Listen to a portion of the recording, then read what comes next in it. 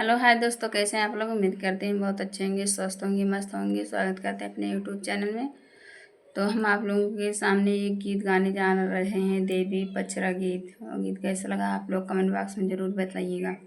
सजवा की बेरिया माइया फूलाई फूलवरिया हो, सवेरे भोरे न सवेरे भोरे ना फूलवा भैले काच नरवा हो, सवेरे भोरे ना फूलवा भैले काच नरवा हो, सवेरे भोरे ना।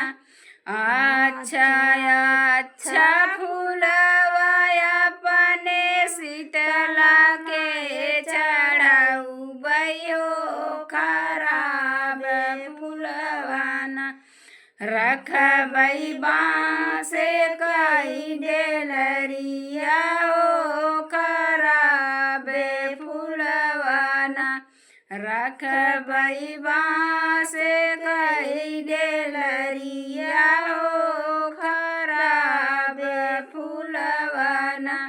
सजवा की बेरिया मैया सजवा की बेरिया मैया फूलाई फूलवरिया हो, सवेरे भोरे ना फूलवा भैले कांच नरवा हो, सवेरे भोरे ना।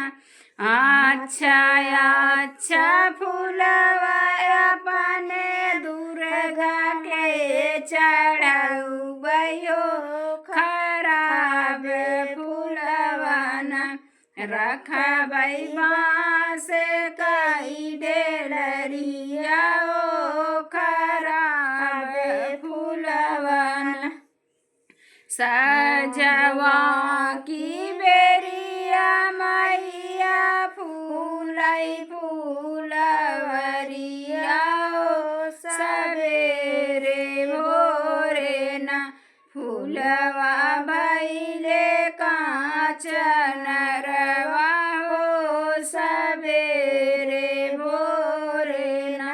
अच्छा अच्छा फूलवा अपने मारी के चढ़ाऊ बयो, खराब फूलवाना रखबई बाँस कई डेलरिया हो, खराब फूलवाना।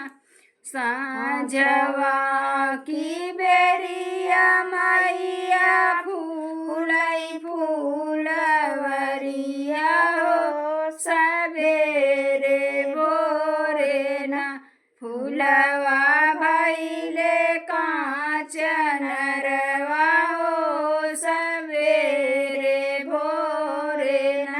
अच्छा अच्छा फूलवा अपने देवी के चढ़ाऊ बयो, खराब फूलवाना रखबई बाँस कई डेलरिया हो, खराब फूलवाना।